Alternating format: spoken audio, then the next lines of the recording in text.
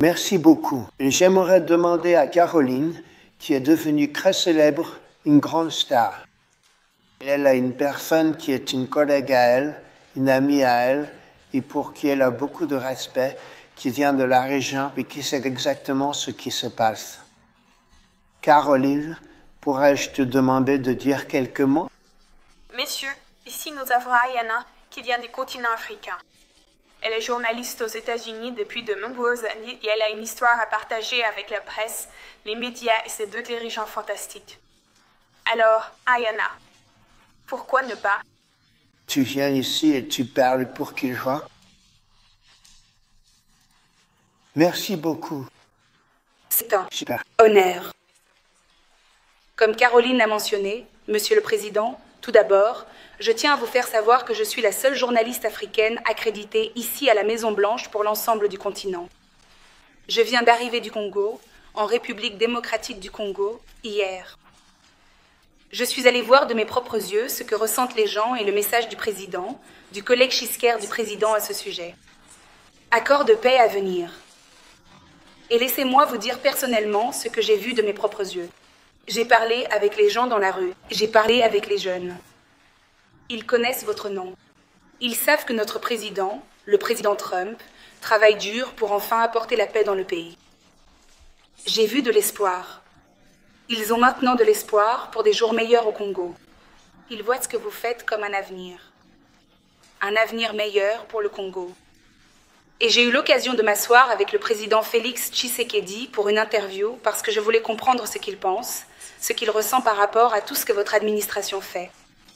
Et il m'a dit personnellement que pendant de nombreuses années, beaucoup de présidents américains ont négligé ce conflit. Ils n'ont rien fait. Moi-même, j'ai couvert l'administration du président Biden. J'ai insisté à plusieurs reprises sur ce conflit. Des gens meurent au Congo. Ce pays a tellement de potentiel, mais ils ont besoin d'aide parce que cette guerre est en train de détruire le pays. Ils ne m'ont jamais donné de réponse. Et il m'a dit, le président Tshisekedi, vous n'avez pas idée, il est très reconnaissant pour ce que vous faites, pour ce que votre administration fait. Non seulement lui, mais tout le peuple congolais, il voit qu'enfin ils vont avoir de l'espoir. Et le président Tshisekedi a également mentionné à la fin de mon interview que lorsque la paix viendra enfin en République démocratique du Congo, il envisage de vous nommer pour un prix Nobel. Un prix pour la paix, car il a dit que vous le méritez, vous avez œuvré pour apporter la paix dans le monde, pas seulement au Congo, et il est très impatient de vous rencontrer à l'avenir. C'est gentil et si joliment dit. Caroline a dit, premièrement, elle a dit, et je ne devrais pas dire ça car ce n'est pas politiquement correct, elle a dit que vous êtes belle et vous l'êtes. Je n'ai pas le droit de dire ça, ça pourrait être la fin de ma carrière politique, mais je vais le dire. Mais vous êtes belle et vous l'êtes aussi à l'intérieur. J'aimerais avoir plus de journalistes comme vous. Vous couvrez l'Afrique depuis longtemps? Oui, depuis plus de 10 ans. J'ai même couvert votre première administration. Oui, je le sais. C'est super. Eh bien, merci. C'est très gentil de votre part de dire ça. J'apprécie vraiment. J'ai encore une question, monsieur. Le président, puisque nous savons qu'en juillet ou dans le futur, à la fois le président du Rwanda et celui du Congo viendront. États-Unis, en Afrique. Le président Joao Lourenço, le président de l'Angola, il est aussi le dirigeant de l'Union africaine. Bien, oui, je sais. Il a travaillé. Très dur pour instaurer la paix. Faisons-le venir. Oui. D'accord. Pourriez-vous l'inviter pour moi? Bien sûr. D'accord. Non, je sais qu'il travaille très dur. Il est en quelque sorte le chef de l'Union. L'Union à travers toute l'Afrique, pas le genre d'union que nous avons, et j'aimerais beaucoup le recevoir, alors vous lui ferez savoir. Bien sûr, monsieur. Le président, merci beaucoup. Retournez là où vous deviez être. C'est super. C'était un excellent travail. C'est une reconnaissance et aussi un requert. Félicitations. D'accord.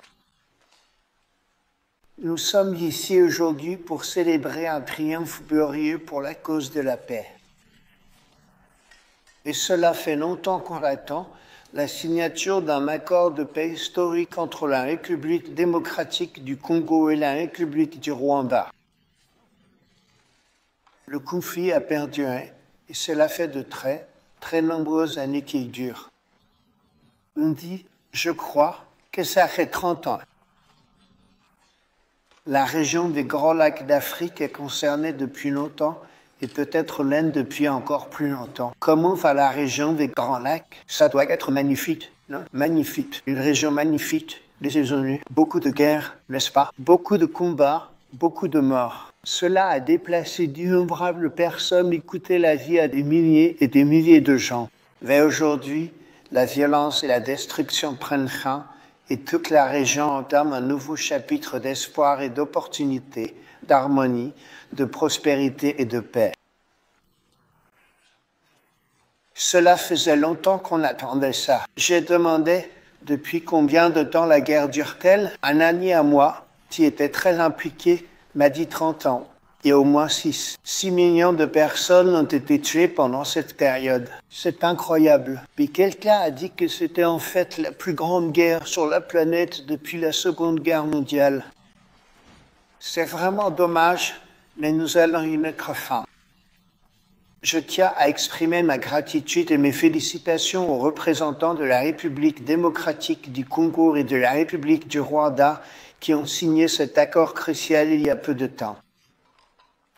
Ils viennent juste de signer, juste devant. Et permettez-moi également de remercier le secrétaire d'État Marco Rubio qui a travaillé très dur sur ce sujet. Et nous avons travaillé ensemble là-dessus pour son leadership remarquable, ainsi que le conseiller principal pour les affaires africaines, Mossad Boulos, qui, comme vous le savez, passe beaucoup de temps en Afrique. Et ici, sans préalable, je lui ai demandé « Est-ce que tu t'es senti mal à l'aise avec tout ce tumulte et tous ces narcos ?» Et il a dit « Non, je n'étais pas mal à l'aise. » Et c'est ce qu'il faut. Il faut quelqu'un qui soit capable d'y aller. Mossad, je te remercie pour ton travail. Tu es quelqu'un d'exceptionnel. Je remercie l'Union africaine, le Qatar, le Togo, pour avoir travaillé en étroite collaboration avec les États-Unis. Et je sais que le Qatar a vraiment travaillé dur. Et l'Union africaine vient justement d'en parler. Et j'ai hâte d'accueillir leurs représentants ici quand nous ferons la réunion officielle. Et ce sera à un moment donné en juillet. Et nous avons hâte d'y être. Et tu as intérêt à être là pour couvrir l'événement, d'accord? On ne laissera personne d'autre le couvrir à part toi. Mais c'est une avancée énorme. En quelques mois à peine, nous avons maintenant obtenu la paix entre l'Inde et le Pakistan, Israël et l'Iran, la RDC et le Rwanda, et quelques autres aussi. La Serbie, tu sais, était sur le point de partir en guerre contre un groupe que je ne vais même pas nommer parce que ça ne s'est pas produit. Nous avons réussi à l'empêcher. J'ai un ami en Serbie et il m'a dit qu'il va repartir en guerre. Et je ne dirais pas que c'est le Kosovo, mais c'est le Kosovo. Mais ils allaient vraiment faire la guerre et nous l'avons empêché. Nous l'avons empêché grâce au commerce. Ils veulent commercer avec les États-Unis. J'ai dit, nous ne commerçons pas avec des gens qui partent en guerre. Et nous avons dit la même chose aussi. Si tu regardes le Pakistan et l'Inde, c'était formidable. Ils ont deux grands dirigeants, et ils ont pu arrêter ça. Ils étaient en plein conflit. Je suppose que tout le monde l'a vu et ça allait vraiment mal tourner. Et ce sont des nations nucléaires très puissantes. Dans les mois et les années à venir, mon administration continuera de travailler en étroite collaboration avec toutes les parties à cet accord et veillera à ce que les accords soient pleinement respectés. Vous allez faire ce qui est prévu dans l'accord. On dira, vous feriez mieux de respecter cet accord, n'est-ce pas? Parce que si quelqu'un ne le fait pas, il se passe de mauvaises choses. Mais j'ai le sentiment qu'après 30 ans, je pense qu'après 30 ans, vous êtes prêts. Je crois que vous avez tous les deux dit que ça suffit. Non? Ça suffit. Vous avez tout vu. C'est donc une journée merveilleuse. C'est une journée formidable. Nous avons connu de grands succès. Ça a été une excellente semaine entre le retour d'un voyage très réussi, l'OTAN. L'OTAN s'est vraiment soudée. Ils ont dépensé plus d'1 trillion de dollars par an. Personne ne s'attendait à ce qu'une chose pareille arrive. Et nous avons eu la guerre, comme vous le savez. Nous l'appelons la guerre des 12 jours. C'était exactement une guerre de 12 jours. Nous avons fini sans armes nucléaires. C'est ce que nous voulions. Ils ont été littéralement réduits en miettes, ces 3 sites. Et il n'y a pas d'armes nucléaires. Et j'espère qu'il pourra y avoir beaucoup de guérison. La guérison commence. Et vraiment, ça a été une semaine assez incroyable. C'est un moment que j'attendais vraiment avec impatience. Cela a été organisé il y a quelques semaines. C'était quelque chose que j'attendais vraiment avec impatience. Si on peut faire ça et qu'on le fait parce qu'on a une certaine compétence, c'est bien. On est capable d'amener les gens à être pacifiques. Je pense qu'on sait faire la guerre mieux que quiconque, mais on ne le veut pas. Et nous avons la meilleure armée du monde. Ils l'ont prouvé en Irak. Ces pilotes, ils ont volé pendant 30 hivers. Et pensez les Grecs, ils ont touché leur cible de la taille de ce bureau, la moitié de la taille de ce bureau, depuis environ 52 000 pieds. En pleine nuit, sans ligne, aucune ligne. C'est comme ça qu'ils le voulaient. Vous vous rendez compte? Et ils ont touché. Chaque missile a atteint exactement la moitié de la taille de ce magnifique bureau résolu. Ne même pas en parler quand il s'agit de roquettes de la moitié de la taille de ce bureau, et elles ont touché centre de puits aux terres à des vitesses. C'est incroyable. Personne d'autre ne pourrait faire une chose pareille. Personne n'a cet armement, et personne ne pourrait faire une chose pareille. Donc, nous aurons eu une semaine très chargée et couronnée de succès. Et en plus de cela, notre économie se porte très bien, elle bat des records et beaucoup d'autres bonnes choses se passent. Mais ici, il s'agit du Congo et du Rwanda. Et j'aimerais vous demander, si je peux me permettre, voudriez-vous dire quelques mots avant que nous présentions nos invités? Bien sûr. Merci, Monsieur le Président. Oui. Donc, sous votre direction, Monsieur le Président, et avec le soutien total du secrétaire Rubio et de toute l'équipe du département d'État, nous avons engagé un dialogue avec les 2 parties. Début avril, et en moins de 3 semaines, ils ont signé la déclaration de principe. Et maintenant, à peine 2 mois plus tard, nous avons signé aujourd'hui l'accord final. C'est en fait l'accord de paix définitif. Vous savez, beaucoup de gens se demandaient si c'était préliminaire. Non, c'est bien l'accord de paix final qu'ils ont signé aujourd'hui. Vous avez également exprimé le souhait d'inviter les chefs d'État à la Maison-Blanche pour une cérémonie de signature, donc il y aura d'autres. Des accords supplémentaires seront signés en plus de celui-ci, qui sera connu sous le nom d'accord de Washington concernant la région des Grands Lacs. Il y a des problèmes économiques. L'accord Trump, je plaisante. Je pense que c'est une excellente accord de Washington. Et il y a aussi un aspect économique qui est extrêmement important pour les 2 pays. Ils ont également travaillé la semaine dernière pour finaliser le cadre d'intégration économique régionale que les 2 pays signeront à la Maison-Blanche ici même lors de cette cérémonie. Ça va être une grande cérémonie. Absolument. Nous allons faire de cela une grande cérémonie et inviter d'autres personnes imputées en plus du monsieur dont nous avons parlé et qui a travaillé si dur. Si d'autres personnes le méritent, faites-le nous savoir. Et il y aura aussi des accords bilatéraux. Nous négocions un accord sur les minéraux avec la RDC pour les minéraux critiques.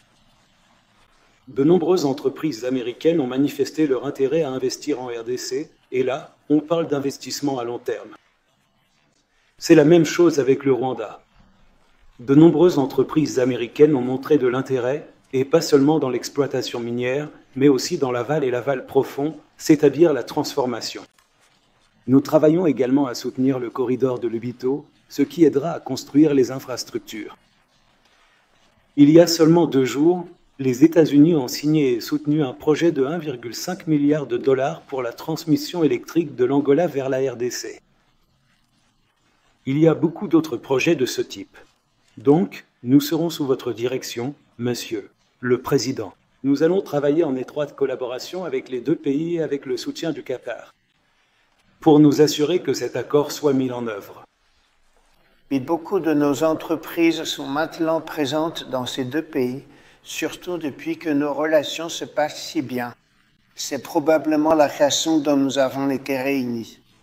Puis beaucoup de nos grandes entreprises sont présentes là-bas, entre les terres rares et toutes les autres activités qu'elles mènent en Afrique, ce qui se développe énormément, surtout dans ces deux pays.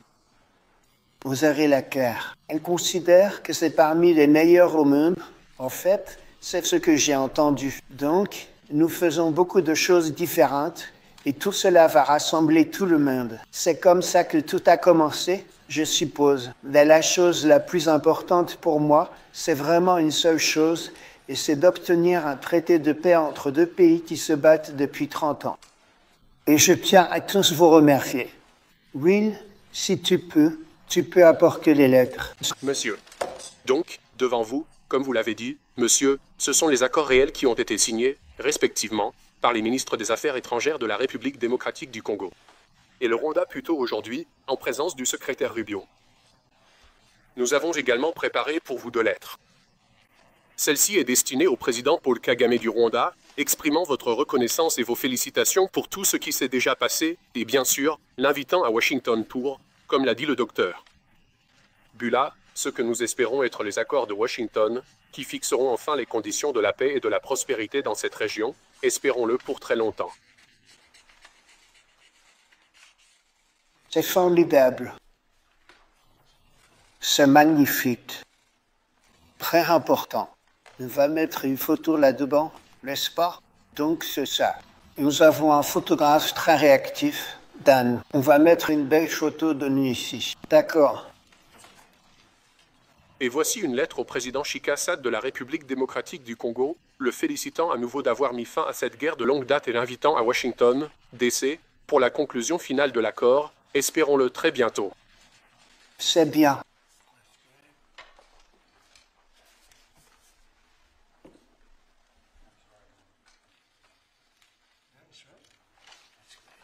Et donc, dans la continuité de ce que nous avons accompli ensemble, je tiens à exprimer ma plus sincère et profonde gratitude.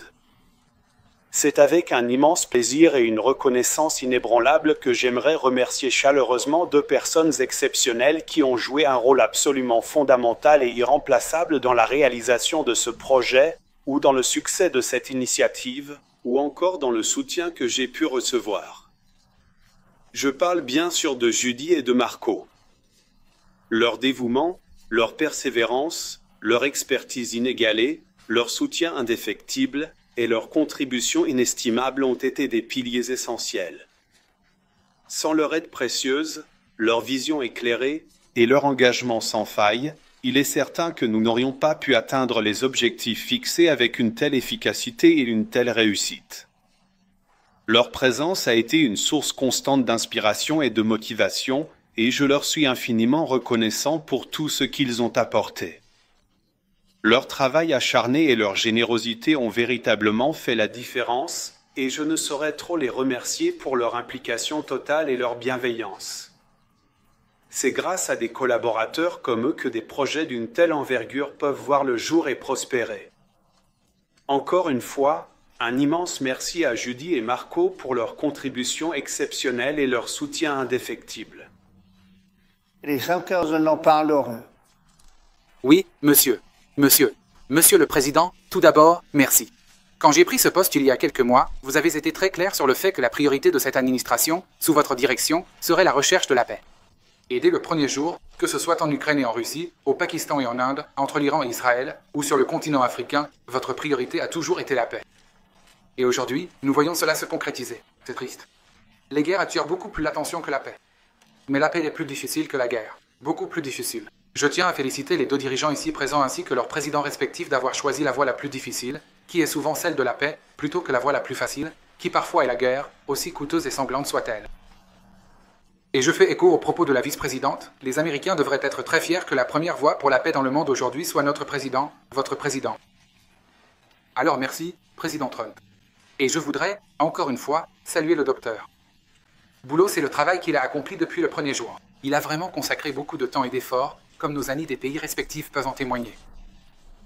Et enfin, je tiens à remercier, vous l'avez déjà fait, mais l'Union africaine, le Togo et le Qatar, qui ont été des partenaires extraordinaires et dont nous aurons encore besoin de l'aide pour que tout cela aboutisse. Alors félicitations à vous deux. Merci, monsieur le Président. Merci. Vous avez fait un excellent travail. Voulez-vous commencer comme vous voulez, l'un ou l'autre en premier? Merci beaucoup.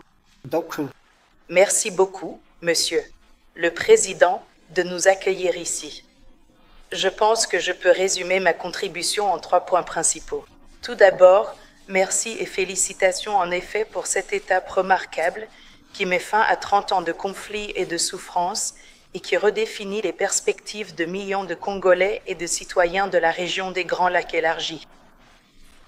Le deuxième point, c'est de rester engagé, de rester à bord. Nous avons besoin que les États-Unis veillent à ce que cet accord tienne et que vous nous teniez responsables. Et le troisième point, c'est que si vous restez engagés, je pense qu'il y a tellement de perspectives qui nous permettront de transformer nos partenariats et d'ouvrir une ère de prospérité, de croissance et de relations bilatérales partagées qui iront bien au-delà des défis que nous avons traversés ensemble et qui pourront au moins ou enfin nous concentrer sur le potentiel et la richesse que nous pouvons partager. Donc encore une fois, toute notre gratitude sincère à vous, on en met surtout au nom du peuple de la République démocratique du Colorado. Merci infiniment. c'était magnifiquement dit et j'ai hâte de voir votre dirigeant. C'est une personne dont la stature et l'influence sont véritablement immenses, une figure éminemment respectée et admirée, non seulement à l'échelle mondiale, mais avec une résonance particulièrement profonde et significative sur le continent africain. Comme vous le savez pertinemment, son prestige est universellement reconnu et son impact est ressenti dans les moindres recoins du globe. Cependant, c'est en Afrique que son travail, son dévouement et son engagement ont laissé une empreinte indélébile, forgeant un respect et une estime qui sont tenus en très haute considération par des millions de personnes. Son héritage est une source d'inspiration et de guidance pour de nombreuses communautés. En reconnaissance de cette contribution exceptionnelle et pour honorer dignement cette personnalité hors du commun, nous avons pris la décision d'organiser un événement d'une ampleur considérable, une célébration mémorable qui marquera les esprits. Ainsi, un jour précis au cours du mois de juillet, nous aurons l'honneur et le privilège d'accueillir et de mener à bien une très grande et solennelle cérémonie. Cette manifestation sera l'occasion de rendre un hommage appuyé à son parcours exemplaire, à ses contributions inestimables et à l'héritage durable qu'il a bâti. Nous tenons à exprimer notre plus sincère gratitude à vous, Monsieur le secrétaire Kerry, pour votre soutien indéfectible et votre présence précieuse. Soyez assurés que cet événement aura bel et bien lieu, c'est une certitude absolue et inébranlable, et nous mettrons tout en œuvre pour qu'il soit à la hauteur de l'importance et de la grandeur de la personne que nous célébrons, afin que cette journée reste gravée dans les mémoires comme un témoignage de reconnaissance et d'admiration. Je peux les attraper. Tu veux juste me les passer? Laisse-moi les prendre. Et je voulais juste vous remettre à chacun ces accords signés et nous veillerons à ce que vous les inspectiez. Nous veillerons à ce que vous les inspectiez. Secrétaire Kerry, oui, c'est juste. C'est pour vous. Nous avons une autre chose à offrir, réservée aux personnes spéciales. Merci, secrétaire Kerry. Mais j'espère que vous le ferez. Je vais t'en donner un deuxième pour ton libère. Oh. Merci. Ce sont des pièces sérieuses. Vous ne voulez pas les perdre. Tout ira bien. Un journaliste africain devrait en avoir un. Qu'en penses-tu? Oui. Est-ce que les journalistes sont d'accord avec ça? Brian? Oui. Vous avez fait un travail fantastique. Vous couvrez. Monsieur le Président, nous avons les photos que vous avez prises plus tôt. Voilà déjà ici. Laisse-moi voir ça. Ils sont dans ce dossier ici. Celui-ci. Oui, monsieur. Oh, ils ont vraiment l'air tellement mieux que moi. Je dois l'admettre. Je n'aime pas du tout ce que j'ai fait. C'est absolument magnifique. Ce équipe de photographes est vraiment splendide et professionnelle. Tu ferais vraiment mieux, je te le dis sincèrement, tu ferais bien mieux de faire tout le travail ici, car ton talent est indéniable et tes résultats sont exceptionnels.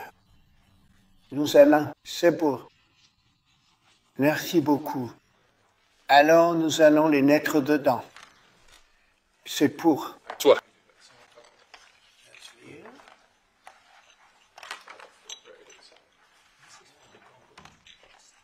Quoi encore? C'est ça, oui. C'en est un autre, je pense. Tu ne nous en donnerais pas un.